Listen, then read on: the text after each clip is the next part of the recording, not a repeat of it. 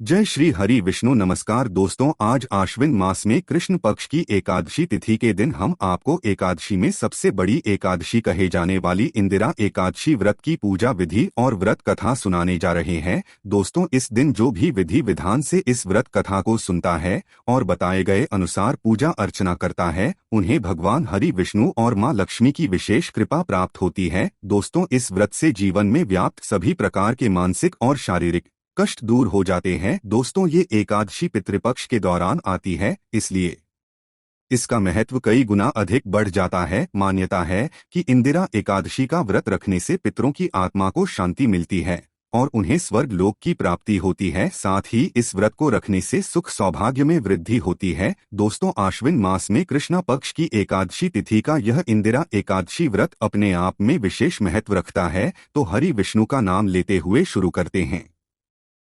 मनोकामना पूरी करने वाली, कष्टों को हरने वाली व्रत कथा और पूजा विधि। दोस्तों, वीडियो में आगे बढ़ने से पहले अगर आप भी भगवान श्री हरि विष्णु की कृपा और मां लक्ष्मी की कृपा अपने जीवन में पाना चाहते हैं तो इस वीडियो को लाइक करके कमेंट में जय श्री हरि विष्णु जय मां लक्ष्मी लिखना ना भूले। और इस तरह की वीडियो देखने के लिए आपके अपने चैनल एस्ट्रो ओम को सब्सक्राइब कर लें।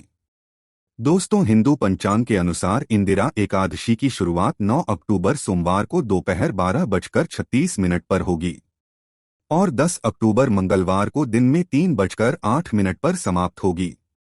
और उदया तिथि के अनुसार इंदिरा एकादशी का व्रत 10 अक्टूबर को ही रखा जाएगा और इंदिरा एकादशी व्रत का पारण अगले दिन 11 अक्टूबर को सुबह 6:19 से लेकर सुबह 8:39 के बीच होगा। दोस्तों, इंदिरा एकादशी को लेकर ऐसा माना जाता है, जो भी इस एकादशी का व्रत करता है उससे भगवान विष्णु प्रसन्न होते हैं और साथ ही उसे पूर्वजों का भरपूर आशीर्वाद भी मिलता है। शास्त्रों में इंदिरा एकादशी को लेकर ऐसा बताया गया है कि यदि आप इंदिरा एकादशी का व्रत करके उसका पुण्य पितरों को दान करते हैं तो आपके वे पूर्वज जिन्हें किन्हीं कारणों से मुक्ति नहीं मिल पाई है, उनकी आत्मा को शांति मिलती है। इसके साथ ही भी बताया गया है कि व्रत करने वाले को नर्क नहीं जाना पड़ता और पितृदोष से भी मुक्ति मिलती है। आइए अब जानते हैं इंदिरा एकादशी व्रत की पूजन विधि। दोस्तों, इंदिरा एकादशी व्रत में सुबह जल्दी उठे और स्नान आदि के बाद साफ कपड़े पहने। इसके बाद घर के मंदिर को साफ करें और भगवान विष्णु की प्रतिमा स्थापित करें। इसके बाद विष्णु जी को फल, फूल, तुलसी का पत्ता और मिठाई अर्पित करें। इसके बाद भागवत गीता या मंत्रों का जाप करें। इसके बाद श्री हरि की श्रद्धा पूर्वक आरती उतारें। मान्यता है कि एकादशी व्रत के दिन व्रती को तुलसी का पत्ता नहीं तोड़ना चाहिए और एकादशी व्रत में सात्विक भोजन बनाएं और ब्राह्मण को भोजन कराएं। इसके साथ ही गाय, कौवा, कुत्ता और चींटियों के लिए भोजन जरूर निकालें। और इस दिन आपको इन कामों को करने से बचना चाहिए, जैसे कि इस दिन स्त्रियां सिर से स्नान ना करें, यानी बाल ना धोए, भोजन में चावल का सेवन ना करें। व्रत करने वाला इस सात्विक जीवन जिए और ब्रह्मचर्य का पालन करें और इस दिन क्रोध और आलस्य बिल्कुल ना करें। तो आइए अब आपको सुनाते हैं इंदिरा एकादशी व्रत कथा, जिसको सुनने मात्र से आपकी सभी इच्छाएं पूरी हो जाएंगी। पौराणिक कथा के अनुसार धर्मराज युधिष्ठिर ने भगवान श्री कृष्ण से आश्विन मास की कृष्ण पक्ष की एकादशी के विषय में पूछा। तब भगवान श्री कृष्ण ने धर्मराज युधिष्ठिर से कहा, हे धर्मराज, आश्विन मास की कृष्ण पक्ष की एकादशी को इंदिरा एकादशी कहते हैं। इंदिरा एकादशी का व्रत सभी पापों का नाश करने वाला और पितरों को सद्गति प्रदान करने वाला है। इस व्रत को करने से अपने कर्मों के फलस्वरूप अधोगति को प्राप्त हुए तुम्हारे पूर्वज उससे मुक्त होकर सद्गति को प्राप्त करते हैं। फिर भगवान श्री कृष्ण ने धर्मराज युधिष्ठिर को इंदिरा एकादशी के व्रत की कथा सुनाते हुए कहा, हे धर्मराज, मैं आपको एकादशी के व्रत की कथा और महात्म्य सुनाता हूँ। इस व्रत को करने से राजा इंद्रसेन को स्वर्ग और उनके पूर्वजों को सदागति प्राप्त हुई थी। अति प्राचीन समय में इंद्रसेन नाम का एक बहुत ही प्रतापी और धर्मपरायण राजा हुआ करता था। महिष्मती नाम के राज्य पर इंद्रसेन का राज्य था। इंद्रसेन के राज्य में चारों ओर सत्य और धर्म का पालन होता था। राजा अपनी प्रजा से बहुत प्रेम करता था। धर्म और न्याय अपनी प्रजा के हितों की रक्षा करता था। राजा इंद्रसेन भगवान विष्णु का बहुत बड़ा भक्त था। उनकी कृपा से राजा को सभी प्रकार के सुख प्राप्त थे। उसके पास धन धान्य की कोई कमी नहीं थी, उसके पुत्र पौत्र भी सुयोग्य थे। एक बार राजा इंद्रसेन की सभा में देवर्षि नारदा आए। राजा इंद्रसेन ने देवर्षि नारदा का हृदय से स्वागत सत्कार किया। देवर्षि नारदा को उचित आसन देकर उनको सभा में बिठाया और उनके आने का प्रयोजन पूछा। तब देवर्षि कहा, हे राजन, आप बहुत ही धर्मात्मा और न्यायप्रिय है। आप धर्म का पालन करने वाले हो। आप यहाँ पर सब प्रकार के सुखों का भोग कर रहे हो, परंतु आपके पिता यमलोक में दुखी है। एक बार मैं धर्मराज से भेंट करने यमलोक गया था, तब आपके पिता से भी भेंट हुई। उन्होंने ही मुझे आपके के पास ये संदेश पहुंचाने के लिए कहा था। आपके पिता के एकादशी व्रत के भंग होने के कारण उन्हें दोष लगा और उसके कारण उन्हें यमलोक में कष्ट झेलने पड़ रहे हैं। उनको सद्गति और उनके स्वर्ग प्राप्ति के लिए आप उनके निमित्त आश्विन मास के कृष्ण पक्ष की इंदिरा एकादशी का व्रत करें, जिससे उन्हें यमलोक के कष्टों से मुक्ति मिले और स्वर्ग की प्राप्ति हो। राजा इंद्रसेन ने देवर्षि नारदा से इंदिरा एकादशी के व्रत की विधि बताने का अनुरोध किया। तब देवर्षि नारदा ने राजा इंद्रसेन को इंदिरा एकादशी के व्रत के विधि के विषय में बताया। देवर्षि नारदा ने कहा, हे राजन, एकादशी का व्रत करने से जातक के सभी पापों का नाश हो जाता है और उसको स्वर्ग की प्राप्ति होती है। अपने पूर्वजों के निमित्त इस व्रत को करने से उनको सद्गति मिलती है। यह व्रत आश्विन माह के कृष्ण पक्ष की एकादशी के दिन किया जाता है। इस व्रत का आरंभ एक दिन पूर्व दशमी तिथि से ही हो जाता है। दशमी तिथि वाले दिन श्रद्धापूर्वक प्रातः काल ही स्नानादि नित्य क्रिया से निवृत्त हो जाएं। फिर दोपहर के समय नदी या तीर्थ स्थान या सरोवर पर जाकर पूर्ण स्नान प्रेम और श्रद्धा से पितरों का श्राद्ध कर्म करें और स्वयं दिन में एक ही बार भोजन करें। इसके पश्चात एकादशी के दिन भी प्रातः काल उठकर स्नानादि नित्य क्रिया से निवृत्त होकर नियमानुसार श्रद्धा और भक्ति के साथ निराहार रहकर एकादशी के व्रत को करने का संकल्प करें। शालिग्राम जी की प्रतिमा का अभिषेक करके धूप दीप जलाकर उनकी पूजा करें, फल फूल चढ़ाएं। उसके बाद नैवेद्य निवेदन करें। भगवान विष्णु का ध्यान करके शालिग्राम जी की प्रतिमा के समक्ष विधि विधान के साथ पितरों का श्राद्ध करें। ब्राह्मण को भोजन में फलाहार कराएं और दक्षिणा देकर संतुष्ट करें। गाय को भोजन कराएं। रात्रि में भजन कीर्तन का आयोजन करके जागरण करें। तत्पश्चात द्वादशी के दिन प्रातः काल स्नान आदि नित्य क्रिया से निवृत्त होकर सूर्या भगवान को जल चढ़ाकर भगवान विष्णु का पूजन करके ब्राह्मणों और गरीबों को भोजन आए। फिर मौन धारण करके अपने भाई बंधुओं और परिवार के साथ भोजन करें। यह व्रत पूर्ण श्रद्धा और भक्ति से साथ काम क्रोध और आलस्य का त्याग करके करने से आपके पिता को सद्गति अवश्य प्राप्त होगी। राजा इंद्रसेन को व्रत का सारा विधान बताकर नारदा जी वहां से अंतर्ध्यान हो गए। अपने पिता की इच्छा पूर्ण करने और उनकी स्वर्ग प्राप्ति के लिए राजा इंद्रसेन ने अपने पिता के निमित्त इंदिरा एकादशी के व्रत संकल्प किया और पूरी श्रद्धा भक्ति के साथ विधि विधान से व्रत को पूर्ण किया। फिर भगवान विष्णु से अपने पिता को स्वर्ग में स्थान प्रदान करने की प्रार्थना करी। भगवान विष्णु की कृपा से राजा इंद्रसेन के पिता यमलोक के कष्टों से छूटकर स्वर्ग लोक को चले गए। इंदिरा एकादशी के व्रत के प्रभाव से राजा इंद्रसेन भी इस धरती के सुख भोग कर मरणोपरांत स्वर्ग लोक को चले गए। भगवान कृष्णा ने कहा, हे धर्मराज, मैंने तुम्हें जो इंदिरा एकादशी के व्रत का महात्म्य बताया है, उसे कहने और सुनने से ही मनुष्य के सभी पापों का नाश हो जाता है और मनुष्य धरती के सभी सुख भोग कर मृत्यु के बाद वैकुंठ धाम को चला जाता है। साथ ही उसके पितरों का भी उद्धार हो जाता है। इस व्रत को करने से मनुष्य पितृदोष से मुक्त हो जाता है। तो दोस्तों, इस तरह से इंदिरा एकादशी की पहली व्रत कथा समाप्त होती है। और दोस्तों, इस दिन आपको बृहस्पतिवार व्रत कथा भी सुननी चाहिए, क्योंकि कथा को सुनने से ही इंदिरा एकादशी व्रत का संपूर्ण रूप से फल प्राप्त होता है। भारतवर्ष में एक प्रतापी और दानी राजा राज्य करता था। वह नित्य गरीबों और ब्राह्मणों की सहायता करता था। यह बात उसकी रानी को अच्छी नहीं लगती थी। वह ना ही गरीबों को दान देती, ना ही भगवान का पूजन करती थी और राजा को भी दान देने से मना किया करती थी। एक दिन राजा शिकार खेलने वन को गए हुए थे तो रानी महल में अकेली थी। उसी समय साधु वेश में राजा के महल में भिक्षा के लिए गए और भिक्षा मांगी। रानी ने भिक्षा देने से इनकार किया और कहा, हे साधु महाराज, मैं तो दान पुण्य से तंग आ गई हूँ। मेरा पति सारा धन लुटाते रहते हैं। मेरी इच्छा है कि हमारा धन नष्ट हो जाए, फिर ना रहेगा बांस, ना बजेगी बांसुरी। साधु ने कहा, देवी, तुम तो बड़ी विचित्र हो। धन संतान तो सभी चाहते हैं, पुत्र और लक्ष्मी तो पापी के घर भी होने चाहिए।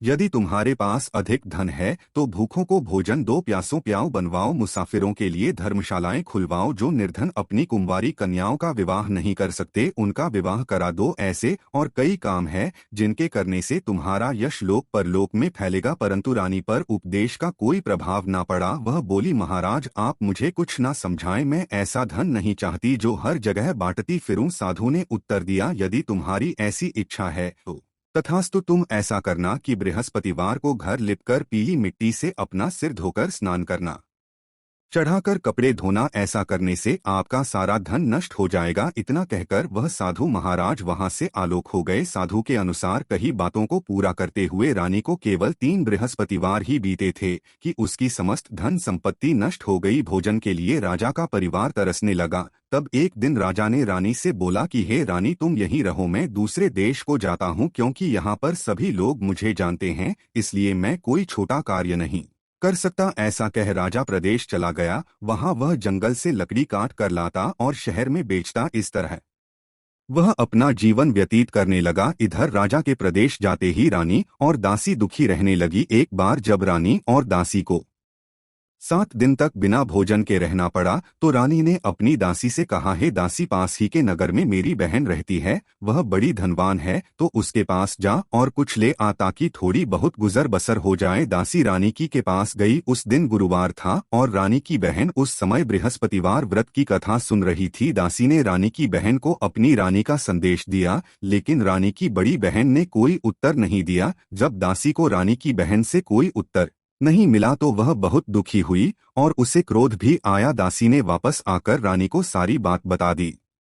सुनकर रानी ने अपने भाग्य को कोसा। उधर रानी की बहन ने सोचा कि मेरी बहन की दासी आई थी, मैं उससे नहीं बोली, इससे वह बहुत दुखी हुई होगी। कथा सुनकर और पूजन समाप्त करके वह अपनी बहन के घर आई और कहने लगी, हे बहन, मैं बृहस्पतिवार का व्रत कर रही थी, तुम्हारी दासी मेरे घर आई थी, परंतु जब तक कथा होती है तब तक ना तो उठते हैं और नहीं बोलते हैं, इसलिए मैं नहीं बोली। कहो दासी क्यों गई थी? रानी बोली, बहन तुमसे क्या छिपाऊं, हमारे घर में खाने तक को अनाज नहीं था। ऐसा कहते कहते कि आंखें भर आई, उसने दासी समेत पिछले 7 दिनों से भूखे रहने तक की बात अपनी बहन को विस्तार पूर्वक सुना दी। रानी की बहन बोली, देखो बहन, भगवान बृहस्पति देव सबकी मनोकामना को पूर्ण करते हैं, देखो शायद तुम्हारे घर में अनाज रखा हो। पहले तो रानी को विश्वास नहीं हुआ, पर बहन के आग्रह करने पर उसने अपनी दासी को अंदर भेजा तो उसे सचमुच अनाज से भरा एक घड़ा मिल गया। यह देखकर दासी को बड़ी हैरानी। दासी रानी से कहने लगी, हे रानी, जब हमको भोजन नहीं मिलता तो हम व्रत ही तो करते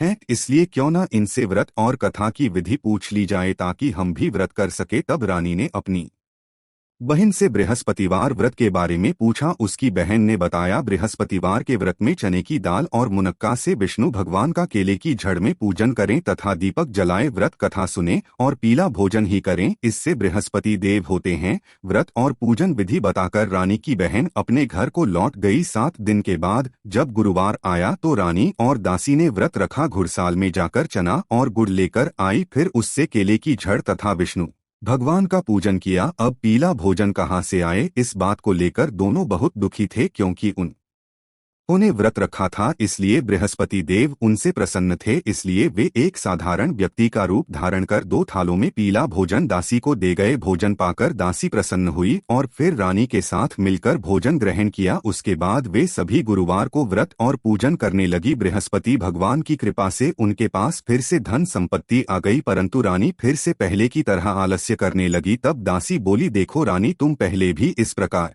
आलस्य करती थी, तुम्हें धन रखने में कष्ट होता था, इस कारण सभी धन नष्ट हो गया, और अब जब बृहस्पति की कृपा से धन मिला है तो तुम्हें फिर से आलस्य होता है। रानी को समझाते हुए दासी कहती है कि बड़ी मुसीबतों के बाद हमने यह धन पाया है, इसलिए हमें दान पुण्य करना चाहिए, भूखे मनुष्यों को भोजन कराना चाहिए और धन को शुभ कार्यों में खर्च करना चाहिए, जिससे तुम्हारे कुल का यश बढ़ेगा, स्वर्ग की प्राप्ति होगी और पितृ प्रसन्न होंगे। दासी की बात मानकर रानी अपना धन शुभ कार्यों में खर्च करने लगी, जिससे नगर में उसका यश फैलने लगा। एक दिन राजा दुखी होकर जंगल में एक पेड़ के नीचे आसन जमाकर बैठ गया। वह अपनी दशा को याद करके व्याकुल होने लगा बृहस्पतिवार का दिन था। एकाएक उसने देखा कि निर्जन वन में एक साधु प्रकट हुए। वह साधु वेश में स्वयं बृहस्पति देवता थे। लकड़हारे के सामने आकर बोले, हे लकड़हारे, इस सुनसान जंगल में तो चिंतामग्न क्यों बैठा है? लकड़हारे ने दोनों हाथ जोड़कर प्रणाम किया और उत्तर दिया, महात्मा जी, आप सब कुछ जानते हैं, मैं क्या कहूँ? यह कहकर रोने लगा और साधु को अपनी आत्मकथा सुनाई। महात्मा जी ने कहा, तुम्हारी स्त्री ने बृहस्पति के दिन बृहस्पति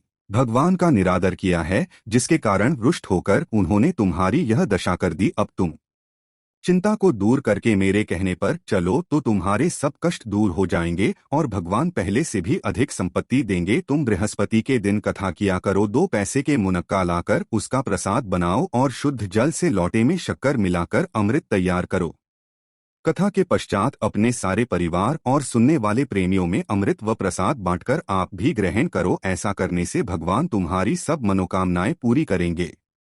साधु के ऐसे वचन सुनकर लकड़हारा बोला, हे प्रभु, मुझे लकड़ी बेचकर इतना पैसा नहीं मिलता जिससे भोजन के उपरांत कुछ बचा सकूं। मैंने रात्रि में अपनी स्त्री को व्याकुल देखा है, मेरे पास कुछ भी नहीं जिससे मैं उसकी मंगा सकूं। साधु ने कहा, हे लकड़हारे, तुम किसी बात की चिंता मत करो। बृहस्पति के दिन तुम रोजाना की तरह लकड़ियां लेकर शहर को जाओ। तुमको रोज से दुगना धन प्राप्त होगा, जिससे तुम भली भांति भोजन कर लोगे तथा बृहस्पति देव की पूजा का सामान भी आ जाएगा। इतना कहकर साधु अंतर्ध्यान हो गए। धीरे धीरे समय व्यतीत होने पर फिर वही बृहस्पतिवार का दिन आया। लकड़हारा जंगल से लकड़ी काटकर किसी शहर में गया। उसे उस दिन और दिन से अधिक पैसा मिला। राजा ने चना गुड़ आदि लाकर गुरुवार का व्रत किया। उस दिन से उसके सभी क्लेश दूर हुए, परंतु जब दोबारा गुरुवार का दिन आया तो बृहस्पतिवार का व्रत करना भूल गया। इस कारण बृहस्पति भगवान नाराज हो गए। उस दिन उस नगर के राजा ने विशाल यज्ञ का आयोजन किया तथा शहर में यह घोषणा करा दी कि कोई भी मनुष्य अपने घर में भोजन न बनावे, न आग जलावे। समस्त जनता मेरे यहाँ भोजन करने आवे। इस आज्ञा को जो न मानेगा उसे फांसी की सजा दी जाएगी। इस तरह की घोषणा संपूर्ण नगर में करवा दी गई। राजा की आज्ञानुसार शहर के सभी लोग भोजन करने गए, लेकिन लकड़हारा कुछ देर से पहुंचा, इसीलिए राजा उसको अपने साथ घर ले गए और ले जाकर भोजन करा रहे थे तो रानी की दृष्टि उस खूंटी पर पड़ी जिस पर उसका हार लटका हुआ था। वह वहां पर दिखाई नहीं दिया। रानी ने निश्चय किया कि मेरा हार इस मनुष्य ने चुरा लिया है। उसी समय सिपाहियों को बुलाकर उसको कारागार में ढलवा दिया। जब लकड़हारा कारागार में पड़ गया और बहुत दुखी होकर विचार करने लगा कि ना जाने कौन से पूर्व जन्म के कर्म से मुझे यह दुख प्राप्त हुआ है, और उसी साधु को याद करने लगा जो कि जंगल में मिला था। उसी समय तत्काल बृहस्पति देव साधु के रूप में प्रकट हुए और उसकी दशा को देखकर कहने लगे, अरे मूर्ख, तूने बृहस्पति देव की कथा नहीं करी, इस कारण तुझे दुख प्राप्त हुआ है। अब चिंता मत कर, बृहस्पतिवार दिन कारागार के दरवाजे पर 4 पैसे पड़े मिलेंगे, उनसे तू बृहस्पति देव की पूजा करना, तेरे सभी कष्ट दूर हो जाएंगे। बृहस्पति के दिन उसे 4 पैसे मिले। लकड़हारे ने कथा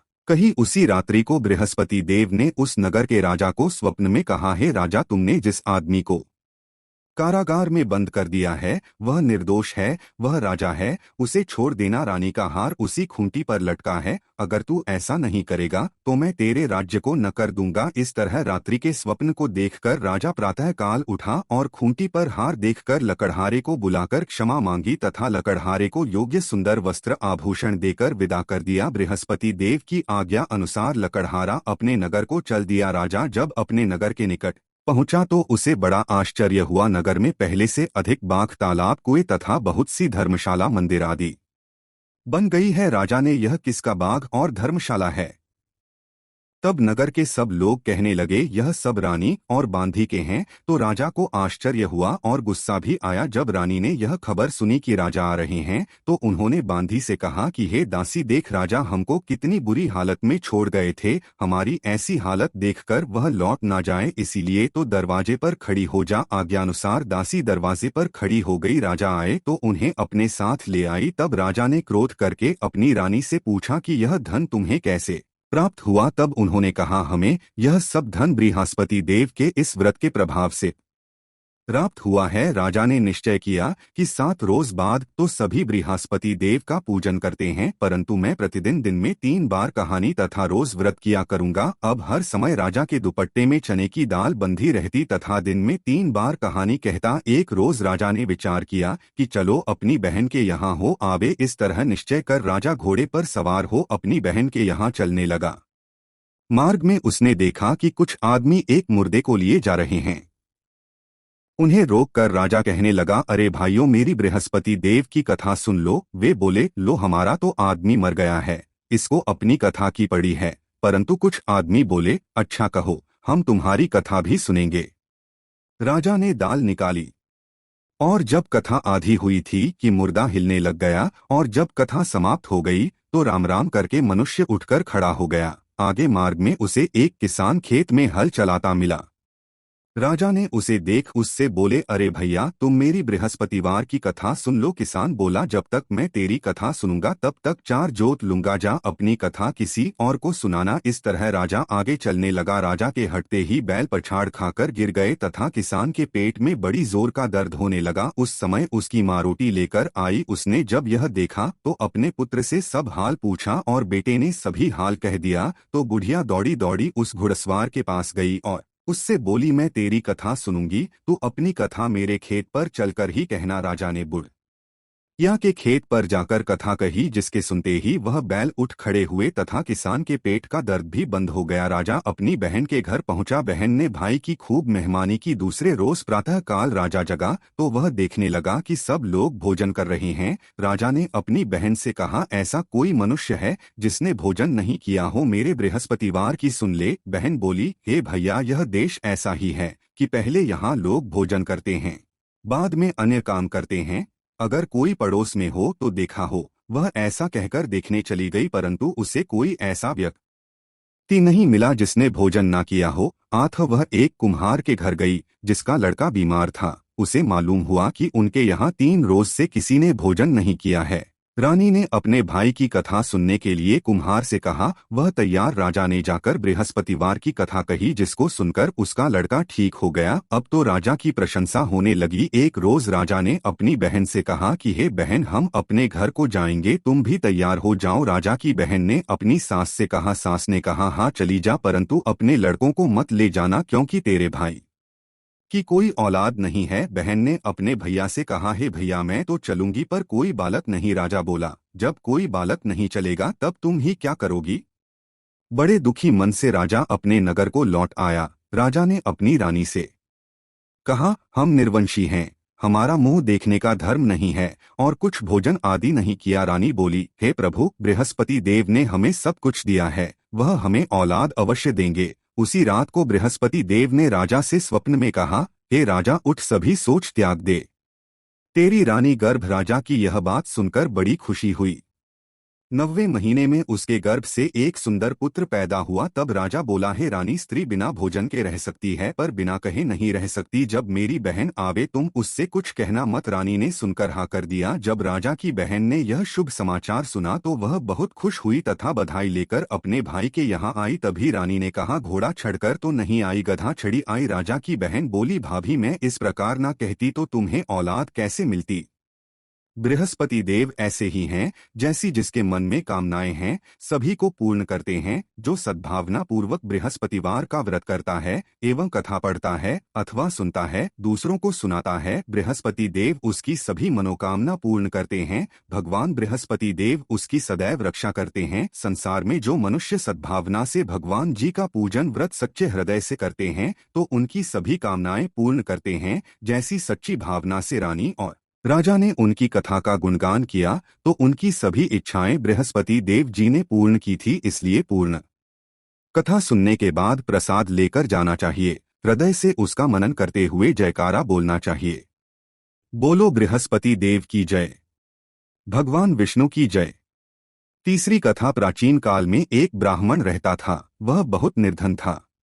उसके कोई नहीं थी। उसकी स्त्री बहुत मलिनता के साथ रहती थी। वह स्नान ना करती, किसी देवता का पूजन ना करती। इससे ब्राह्मण देवता बड़े दुखी थे। बेचारे बहुत कुछ कहते थे किंतु उसका कुछ परिणाम ना निकला। भगवान की कृपा से ब्राह्मण की स्त्री के कन्या रूपी रत्न पैदा हुआ। कन्या बड़ी होने पर प्रातः स्नान करके विष्णु भगवान का जाप व बृहस्पतिवार का व्रत करने लगी। अपने पूजन पाठ को समाप्त करके विद्यालय जाती तो अपनी मुट्ठी में भर के ले जाती और पाठशाला के मार्ग में डाल दी जाती। तब ये के जो जाते लौटते समय उनको बीनकर घर ले आती थी। एक दिन वो बालिका सूप में उस सोने के जौ को फटकर साफ कर रही थी कि उसके पिता ने देख लिया और कहा, है बेटी, सोने के जौ के लिए सोने का सूप होना चाहिए। दूसरे दिन बृहस्पतिवार था। इस कन्या ने व्रत रखा और बृहस्पति देव से प्रार्थना करके कहा, मैंने आपकी पूजा सच्चे मन से की हो तो मेरे लिए सोने का सूप दे दो। बृहस्पति देव ने उसकी प्रार्थना स्वीकार कर ली। रोजाना वह कन्या जौ फैलाती हुई जाने लगी। जब लौटकर जौ बीन रही थी तो बृहस्पति देव की कृपा से सोने का सूप मिला। उसे वह घर ले आई और उसमें जौ साफ करने लगी, परंतु उसकी माँ का वही ढंग रहा। एक दिन की बात है कि वह कन्या सोने के सूप में जौ साफ कर रही थी। उस समय उस शहर का राजपुत्र वहां से होकर निकला। इस कन्या के रूप और कार्य को देखकर मोहित हो गया तथा अपने घर आकर भोजन तथा जल त्याग कर उदास होकर गया। राजा को इस बात का पता लगा तो अपने प्रधानमंत्री के साथ उसके पास गए और बोले, हे बेटा, तुम्हें किस बात का कष्ट है? किसी ने अपमान किया है अथवा और कारण हो सो कहो, मैं वही कार्य करूंगा जिसे तुम्हें प्रसन्नता हो। अपने पिता की राजकुमार ने बातें सुनी तो वह बोला, मुझे आपकी कृपा से किसी बात का दुख नहीं है। किसी ने मेरा अपमान नहीं किया है, परंतु मैं उस लड़की से विवाह करना चाहता हूं जो सोने के सूप साफ कर रही थी। यह सुनकर राजा आश्चर्य में पड़ा और बोला, हे बेटा, इस तरह की कन्या का पता तुम ही लगाओ, मैं उसके साथ तेरा विवाह अवश्य ही करवा दूंगा। राजकुमार ने उस लड़की के घर का पता बतलाया। तब मंत्री उस लड़की के घर गए और ब्राह्मण देवता को सभी हाल बतलाया। ब्राह्मण देवता राजकुमार के साथ अपनी कन्या का विवाह करने के लिए तैयार हो गए तथा विधि विधान के अनुसार ब्राह्मण की कन्या का विवाह राजकुमार के साथ हो गया। कन्या के घर जाते ही पहले की भांति उस ब्राह्मण देवता के घर में गरीबी का निवास हो गया। अब भोजन के लिए भी अन्न बड़ी मुश्किल से मिलता था। एक दिन दुखी होकर ब्राह्मण देवता अपनी पुत्री के पास गए। बेटी ने पिता की दुखी अवस्था को देखा और अपनी माँ का हाल पूछा। तब ब्राह्मण ने सभी हाल कहा। कन्या ने बहुत सा धन देकर अपने पिता को विदा कर दिया। इस तरह ब्राह्मण का कुछ समय सुखपूर्वक व्यतीत हुआ। कुछ दिन बाद फिर वही हाल हो गया। ब्राह्मण फिर अपनी कन्या के यहाँ गया और सारा हाल कहा तो लड़की बोली, है पिताजी, आप माताजी को यहाँ लेवल लाओ, मैं उसे विधि बता दूंगी जिससे गरीबी दूर हो जाए। वह ब्राह्मण देवता अपनी स्त्री को साथ लेकर पहुँचे तो अपनी माँ को समझाने लगी, है माँ, तुम प्रातः काल प्रथम स्नान आदि करके विष्णु भगवान का पूजन करो तो सब दरिद्रता दूर हो जाएगी। परंतु उसकी मांग ने एक भी बात नहीं मानी और प्रातः काल उठकर अपनी पुत्री के बच्चों की जूठन को खा लिया। इससे उसकी पुत्री को भी बहुत गुस्सा आया और एक रात को कोठरी से सभी सामान निकाल दिया और अपनी माँ को उसने बंद कर प्रातःकाल उसे निकाला तथा स्नान आदि करा के पाठ करवाया था। उसकी माँ की बुद्धि ठीक हो गई और फिर प्रत्येक बृहस्पतिवार को व्रत रखने लगी। इस व्रत के प्रभाव से उसके माँ बाप बहुत ही धनवान और पुत्रवान हो गए और बृहस्पति जी के प्रभाव से इस लोक के सुख भोग कर स्वर्ग को प्राप्त हुए। सब बोलो विष्णु भगवान की जय, बोलो बृहस्पति देव की जय। दोस्तों, आपको हमारी वीडियो कैसी लगी हमें कमेंट जरूर बताइएगा। साथ ही वीडियो को लाइक करके चैनल को जरूर सब्सक्राइब कर लें। जय हरि विष्णु, जय मां लक्ष्मी।